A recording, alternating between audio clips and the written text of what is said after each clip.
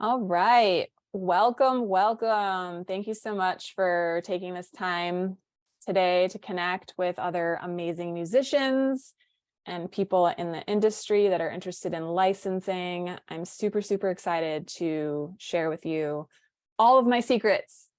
So I will be getting into that in a minute. Let's actually take as you get to know me, you'll know that I always begin everything with a simple grounding, a tuning in to bring us all present and into our bodies so that we can absorb all of this information. So if you can, and you're in a space where you're able to close your eyes, let's do that. And sit up straight. And just starting to gather all of your energy into this present moment. Letting go of all of the other to-dos. And really just bringing all of your attention and your focus into this next hour together. Bringing your awareness onto your breath. Noticing the rise and fall of your chest.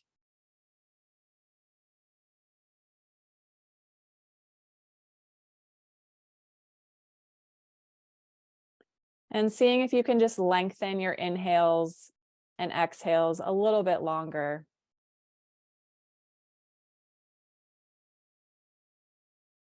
Really welcoming in that deep breath.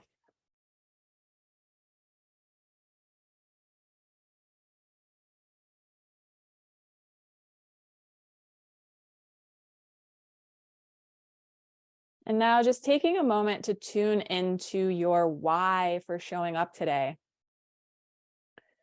Why did you register for this training? What is it that keeps you going towards creating music, sharing music, whatever your passion is?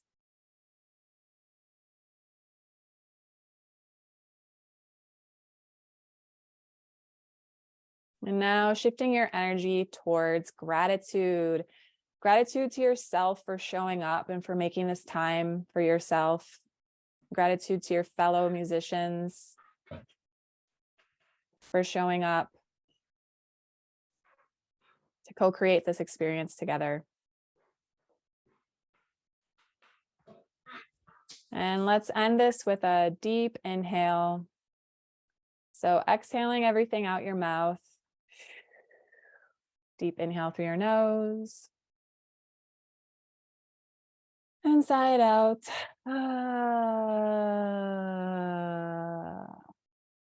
All right. And open your eyes. Thank you. So we have about 1 hour together. I might stay over a little bit to answer some questions at the end. And just want to warn you that I'm going to talk fast because there's a lot to get through. And as I'm going through this, you're welcome to type any questions in the chat. And Kalfani is going to help me by taking all those questions, and we'll compile them and answer them at the end. You can also wait till the end if you have questions. And I apologize in advance if I slip in some swear words. It's kind of just how I roll. So just giving you a heads up on that. And I also want to ask if it's all right if at the end of this, I tell you how you can get more information and take this to the next level and give you some more opportunities that could lead to some placements. And if you're cool with that, please type yes in the chat and we will get going. All right, lots of yeses. Cool. Okay, so this training is for you if you are a musician who has struggled to make enough money to quit your day job. This is also for you if you have 1 or 2 placements and you want to get more. Or maybe you're tired of working so hard on your music and not seeing any financial return. Also, if you're ready to organize your business and professionally license your music and hear this music on television shows, movies, video games. And lastly, if you're seeking a creative, inspiring, and supportive community to be a part of, this is definitely for you. This training is not for you if you are not willing to put in some effort to understand the business side of music licensing, and if you do not have any high quality recorded music, you could still learn the information, but you're not going to really be able to do anything with it until you have high quality recordings. If you don't want to roll up your sleeves and do the actual work to be organized and ready for licensing your songs in an effort to secure more money for your music, this is not for you. And lastly, if you have no interest in hearing your music heard by millions of people on television, film, and video games. So before I dive into the training, I see a lot of familiar faces, but I also know that there's people here that have no idea who I am. So I'm going to share a little bit about myself. So my name is Ashley Neumeister, and I've been working in the music for picture business for about 15 years. I've been on all sides of this industry, from acquiring music for a music library to pitching songs, and then now as a music supervisor and music editor for television and film. I typically work about 8 to 12 projects a year, and I'm currently on projects for CBS, BET, Paramount Plus, Lifetime, HBO Max, and more. I've licensed over 5,000 songs in my career, and in just the last 12 months, I've licensed $2.6 million worth of sync fees across my projects. I also love teaching and have supported many artists throughout the years increase their income through placements. I did start to notice some common themes of artists that are not landing significant placements, which is what this masterclass class is about. The artists who have dedicated a little bit of time and investment towards learning the skills have definitely excelled, and it has been amazing to witness some of the opportunities that they have landed. Everything from writing original songs for television shows, to being the singing voice of a character on a television show, to writing theme songs, to landing their first placements on shows. And I know it can seem pretty daunting when you don't understand this business side of licensing, but that's why you're here. So why did I create this? I was really reflecting on that again today, as this is my second round of doing this. And I love empowering people. I'm super passionate about it.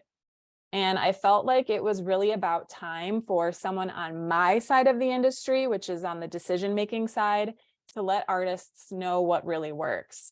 I saw many other musicians offering trainings, teaching what they did to be successful in this industry, but I didn't see anyone on my side of the industry that has access and experience to give you guys the truth. I am also trained in breathwork and sound healing facilitation, so I infuse my trainings with this knowledge as well. I believe that we need these stress-reducing tools for life, but especially if you are choosing to work in the music and entertainment industry. And I also really love building community, especially for creatives to connect and collaborate and to celebrate each other and to just cheer each other on to keep making art, because we definitely need as much of that as possible. So who is ready to get some placements and learn more about how to do this? You can type that in the chat. And let's start with some simple definitions. So what is music licensing? Music licensing is the licensed use of copyrighted music. Music licensing is intended to ensure that the owners of the copyright on the musical works are compensated for the certain uses of that work. Today, we're going to be focusing on synchronization licensing. This is where you give permission to the licensor to license your music with a type of media. And this can be anything from television to film to video games to advertising, podcasts, and so on, trailers. So what we're going to be covering is how to avoid the biggest mistakes musicians make when trying to license their music. We're also going to cover the necessary steps to take to prepare your music for licensing. We're going to talk about the 4 steps to licensing your music and be able to confidently do it on your own. And then for those of you that want to dive a little bit deeper and really build the knowledge and relationships to excel in this industry, and I want to reiterate here that those of you who invest in this deeper dive with Sync Secrets will be investing in your future success of licensing your music in a way that you cannot get anywhere else. like I said, I'm a decision maker. I'm currently working on shows. And so you get a lot of unique opportunities, and I'm going to share more about that later. And I see some people on here that have done the training before. So thank y'all for showing up. Okay, so jumping right in. How to avoid the biggest mistakes musicians make when trying to license your music. This is where y'all can start taking some notes. What I've experienced with composers and musicians and writers just like you is a lack of fully understanding the music licensing process. All of the most frequent mistakes that I'm going to be going through are ultimately that same issue, is not fully understanding how this works. For example, not knowing the terminology or how a song is licensed. So therefore, you do not instill confidence in the music supervisor that you know what you're talking about and that you have all your music properly administered. Music supervisors have very limited time. Our days are run by deadlines, and so we don't have time to explain to artists how it works. For example, you need to know what a one-stop is, the different phases of the music licensing process, and budget averages, and so on. One of the big things that I've noticed is that musicians will send me writer and publisher splits for a song that I know are obviously wrong because the PROs are not equal on both the writer and publisher side. So I'm going to show you an example of that now.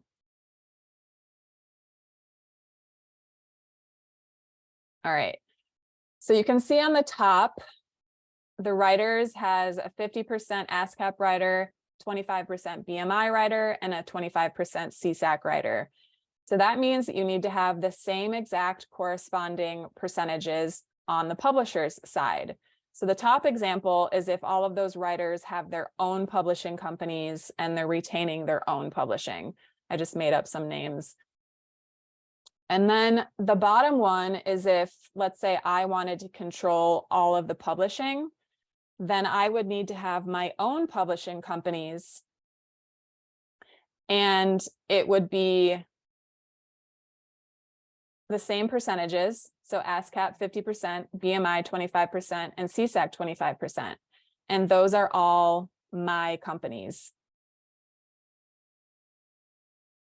So always double checking that everything is the same percentages of PROs on all of your songs, whether or not it's your own publishing companies or the writers that you're co-writing with are retaining their own publishing.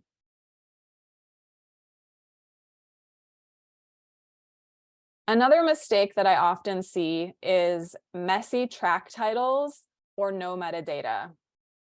So, you know, a lot of the times I know when people write music, they have their own ways of marking things, like they'll have dates on it or demo or rough mix V2 or all kinds of stuff that you use for your own internal system. But when you're getting ready to send these out in the world, especially to music supervisors, make sure that the track titles are super clean looking with just the title of the song. And you could include the artist name too, if you wanted to, like Love and Joy by Ashley Newmeister. That could be in the track title. But then you're always going to want to have metadata as well. So that's what is attached to the file. And the very least what you need in the metadata is your contact information. You need to have your email or phone number or some way that we know where the music came from. I delete so much music because I will get links in my emails and I'll just download a bunch of it when I have a minute. And then I go back to catalog it. And if I don't know where it came from, because it has no metadata that tells me where it came from, I have to delete it because I just can't take the time to try to figure out where it came from. So that's a really important thing to know. The other thing is not having clean versions of your songs. And this is ideally not just dropping out the swear words. This is about having different lyrics for clean versions, especially if you're doing like hip hop where there's a lot of profanity, which is, I just noticed that tends to be the genre that has the most profanity. If you have just a bunch of dropouts, it totally changes the vibe of the song. So if you could actually, when you go into the studio, record an official like TV version or clean version that just replaces all of those words, that would definitely increase your placements. And also you need to have matching instrumentals. And so this means the same exact mix and master of your full version, your full mix version, you have the corresponding instrumental. That is key because sometimes we want to drop out lyrics in certain places because it's getting in the way of dialogue, for example. And so you really need to have those instrumentals. I definitely have had to lose some songs before because we just didn't have an instrumental and we needed it. Another thing is not following up. So this is something that I go into detail on the training, but if you're planning on pitching your own songs and you just think that you can send one email to a music supervisor and that's good enough, it's not. We get so many emails every day. And so learning how to follow up in a way that isn't annoying is a fine art that you can learn. And it's super important because we do get so many emails and people reaching out to us on social media and whatnot, that it's really important to follow up to make sure that they're even seeing your emails. And just a side note, direct messaging supervisors on Instagram is not a good idea. It doesn't usually work. I would say maybe 1 time out of 10, I'll maybe go to the Instagram page and listen to the music. So always making sure that you have a place to hear the music in your top pinned things on Instagram every now and then. And if the music is really amazing, I might take the time to see if they know what they're talking about and have, what I talked about earlier. I need to make sure that they know the business side of things. But most of the time, if people DM me, I just ignore it because I don't have the time to trust that they know what they're talking about. And, everything comes down to, can I license this song cleanly and not have any issues? The next thing that I notice is related to this. It's not having the proper admin. So like I showed you before, you might need to set up another publishing company if you're going to be owning publishing on all your songs, that you have co-writes with other people that have different PROs. Also, making sure that you have admin agreements so that you can represent 100% of the sync and master for the song. And the master just means the actual recording, and then the sync is the publisher's share. So even if you don't necessarily own all of that, you still want to be able to speak on behalf of everyone, because that then turns you into a one-stop.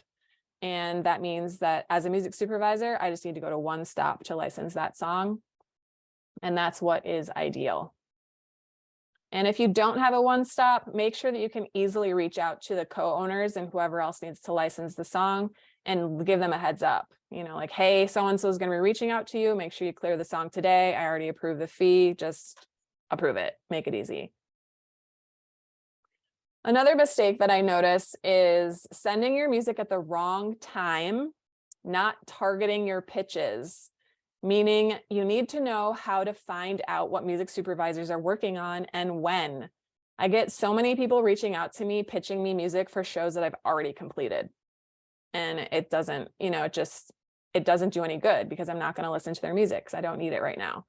So learning how to do that is going to really set you apart. Is another thing that we cover in the training that I do.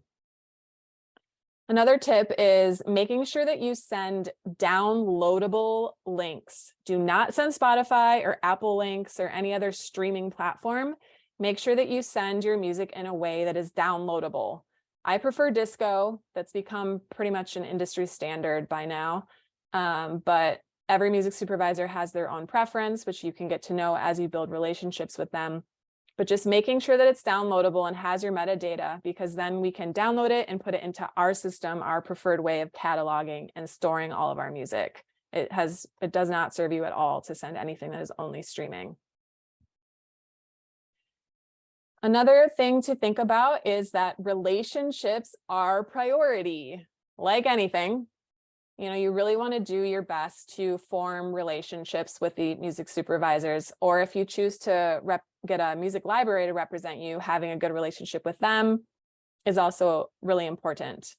One thing that you can do that will immediately set you apart is you can pick up the phone and call someone.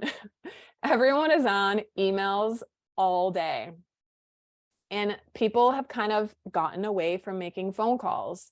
And so, this is getting back to that fine line, right? You don't want to be annoying, but you could also just call and leave a voicemail.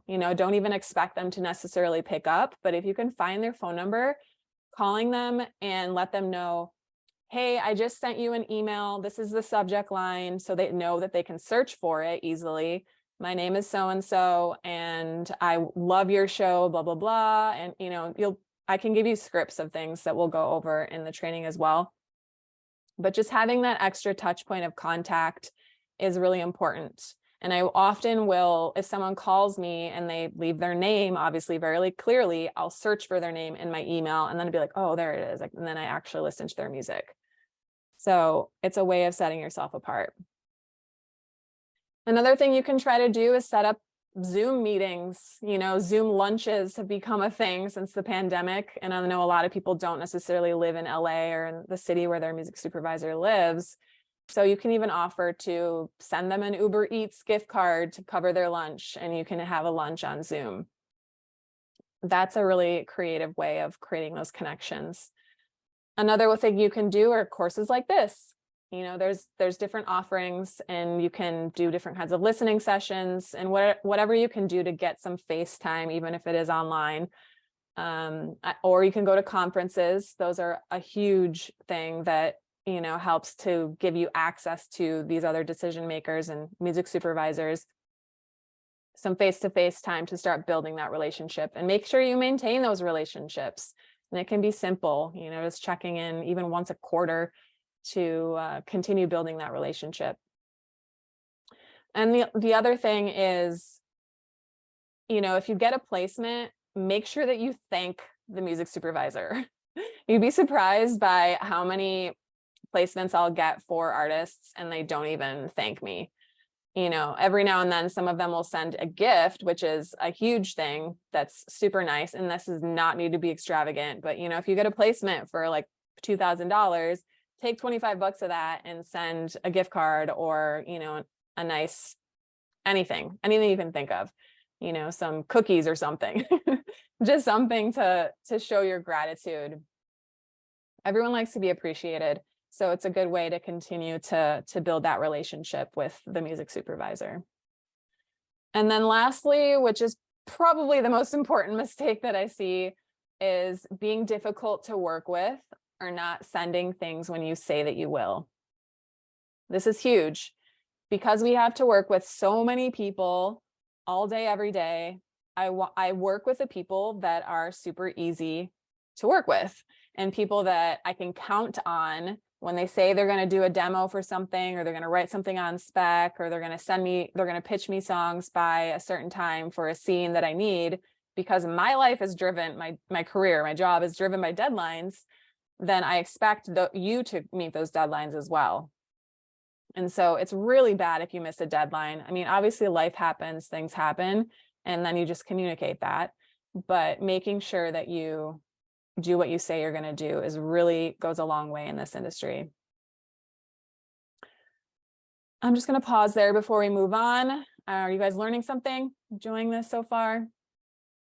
All right. Awesome. Amazing. Okay.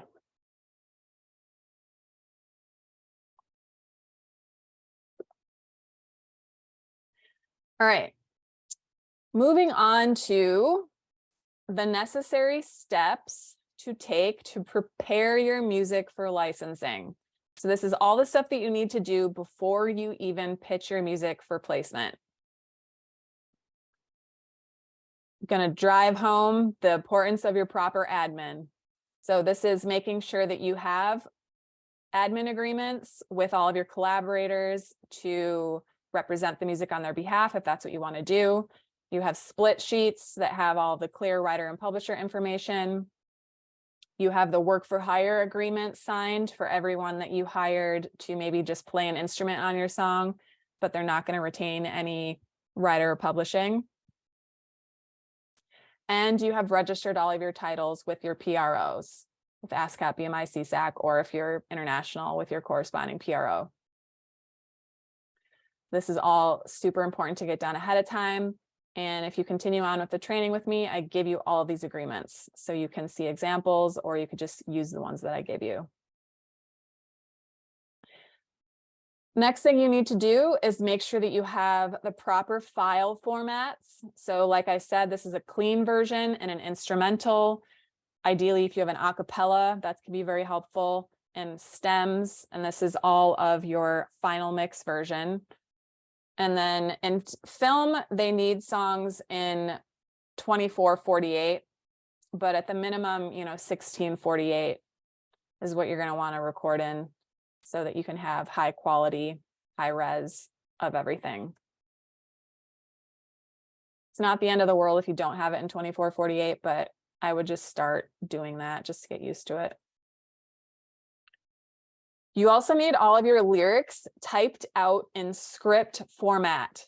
This means that you're not putting abbreviations. You're not putting like chorus ×2 or repeat blah, blah, blah. Like you're putting out word for word for word for word, so that you can then send that to the supervisor, and we have to send these to the networks for approval.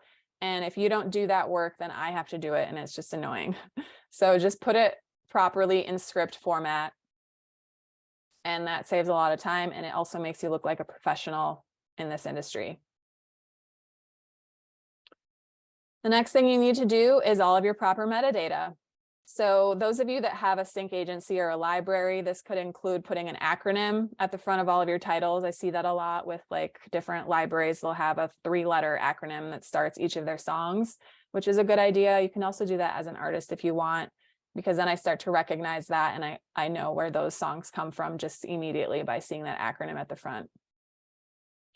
You also want to add genre and mood, but most importantly, contact information. So if you do use disco, this is really easy to add a lot more metadata information. And again, we also get into that in the training of different things that you can add. But at the very least, like I said, contact info, and you can do this all in iTunes. There's other ways you can add metadata to your songs.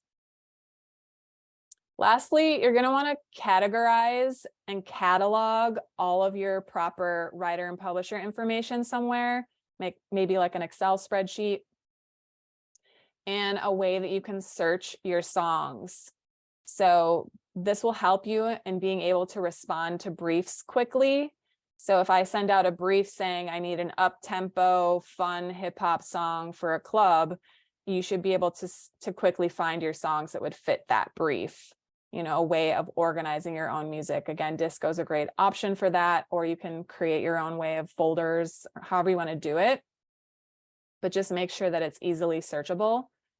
And then also with the writer and publisher information, if that's not already in your metadata, which it should be, you can find it easily on an Excel spreadsheet or something like that. All right, that's the 5 steps. Now we're going to move on to talking about the actual music licensing process. So I already mentioned before that when I license a song, I need to clear the recording, which is the master, and then the publishing, which is the sync. And if you control both, that makes that song a one-stop. You can also make it an easy clear, which means maybe there are 2 people you have to go to, but it's super easy. You would just say, okay, I can clear the master, go to this person to clear the publishing. And you would know where to send them to clear it, and just make the process super easy. And what's going to happen when someone is interested in using one of your songs is they're going to send you a quote request. And this is the first piece of paper or email that you'll get. And this is going to have a scene description of how they want to use the song, the usage, which is like background vocal, background instrumental, visual vocal, the length of the song that they want to use, the term, meaning how long they want to use it, what media it's going to be in, and then they'll usually offer an amount of money that they have for their budget. Sometimes they're going to ask you to give a quote of how much that you would charge for it. but most of the time they're going to say, you know, I have $1,500 or whatever it is. And then you just have to agree to it or ask them for more money.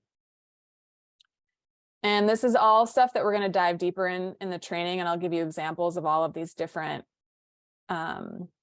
pieces of the quote request so that you know what's common. And I'll even show you some of them so you can see what the forms look like. One of the common things that people will ask for is all media worldwide in perpetuity, usually excluding theatrical when it's for television. That's pretty standard because now that we see at least television and film showing up on all different kinds of platforms and media, they need to clear all rights in perpetuity. So that's pretty common. The next phase that you will get is a confirmation. So if you only get a quote request, that does not mean that they're using your song. That means that they want to use your song potentially, and you might be one of a few options. So once you receive a confirmation though, or which is also known as a license request, that means it's staying in and they're confirming that it's staying in. It's basically all the same information that's in the quote request, but it's just a confirmation like, hey, okay, it's staying in, we're using it. And they'll usually ask, well, they'll always ask, do you want to send your license or do you want to use ours? Because the third stage of music licensing is the long form song license. And this is just a longer contract that has all the legalese that the network needs in order to use the song or the video game company or whatever. It just has all of their terms. And when you're first starting out, you just use their form. It's going to be a standard form, and there's not going to be a whole lot to negotiate. So all of the major labels and publishers have their own forms, but for independent artists, it's pretty common for y'all just to use the standard one that they'll provide you. And then at that same time, you are going to be able to send your invoice and your W-9, or if you're international, there's different kinds of tax forms I know that you need to fill out. But that's when you send that in with your long form license signed. And then lastly, you want to make sure you get a copy of the cue sheet. This is for television and film. And it's basically a list of all of the song titles, the writer, the publisher, the length of the songs used, the usage, and this is what is sent to the PROs so that you get paid royalties. So you just want to have that for your records so that you can check to see on your royalty statements that everything is showing up that you got placements for. In the 4-week training, we will go over all of these stages in detail. You'll see examples of the contracts and you'll learn how much time it typically takes in between each phase and other pertinent information that you need to know if you really want to do this on your own. All right. How many of you have learned something new today? Let me know. Been a lot of information. I've been talking a lot really fast. All right, great. Makes me happy that you learned something. Okay. So now I'm going to get into the offering if some of you want to continue on and learn more. So there's 2 different options. You can take what you learned today, you can apply it, and you can go this alone and you can excel. Or you can join a community and be supported in the process. So it's really important for humans when we're learning new things to be a part of a community that is supportive and a place where you can ask questions, and it just helps you move faster. I always like to give the analogy of a tree growing higher and stronger because of the soil that it's planted in. It's not the seed. It's the environment that supports it from growing and being strong. And it's the same thing for us. And so this is my second time of doing this offering. And so I do have some quotes and things to share from people in the community that have done this in the past. So I'm just going to show a couple of those now. Just make sure you're on mute, please. So this is the First one, since joining the class, I have gained confidence and blossomed with my Sync company Plush Only. Since being a part of Sync Secrets for a short period of time, I have gotten placements with HBO Max, BET, Paramount, and even done partnerships with exclusive ad agencies and creative houses. Sync Secrets is a must in my book. Everyone sign up now.